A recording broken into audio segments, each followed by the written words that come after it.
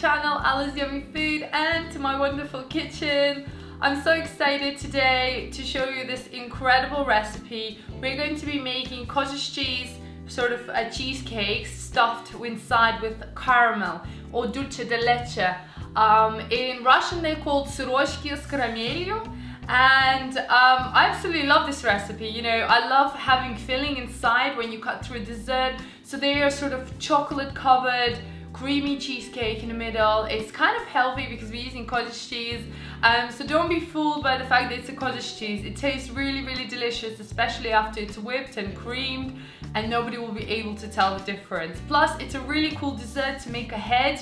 So if you've got guests or anybody over, you can just take it out of the freezer a few hours before, serve it with some berries, some sauce, cream, ice cream, whatever you like.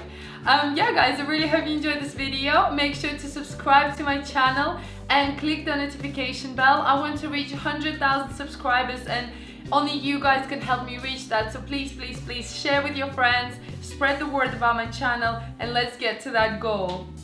Alright guys, let's get started.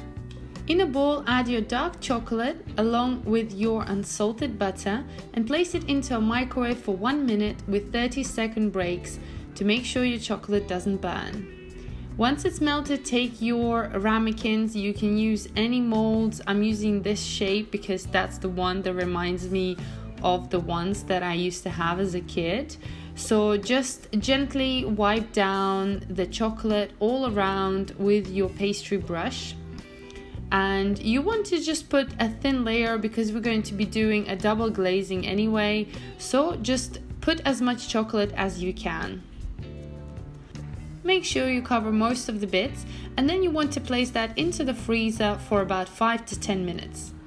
Once it's done, you're going to apply the second coating of the chocolate all over your molds, and I'm using a pastry brush again. I've just warmed up the chocolate so you can reuse the old one, and then place it back into the freezer for about 20 minutes. Guys and girls, you can find my recipe on my website at aliceYummyFood.com. All the recipes are translated into English and Russian languages. You can search for them or go and look through the pictures and click on the ones that you like. Next, we're going to make our cottage cheese filling. So add your cottage cheese. I'm using dry cottage cheese with butter and vanilla extract. Then we're going to add condensed milk and mix everything with the hand blender. You can do this by hand with a fork or spoon. However, blender gets more use and it's a bit easier to mix everything together and get that sort of smooth consistency. You can also put this into a blender, but it will take a while to blitz in stages. Then add the rest of the condensed milk and keep mixing. You can add more or less condensed milk depending on how sweet you like it and also depending on how dry your cottage cheese is.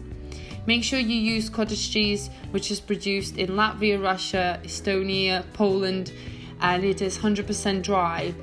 Things like wet cottage cheese is not going to work in this recipe. So once you get nice smooth mixture, that's ready. We're going to put this into a piping bag.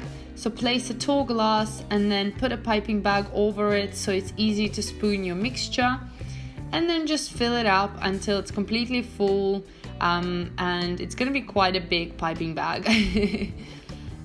We're making a lot of cottage cheese Sirochki. I like to make a lot in advance because you can freeze them for up to 3 months.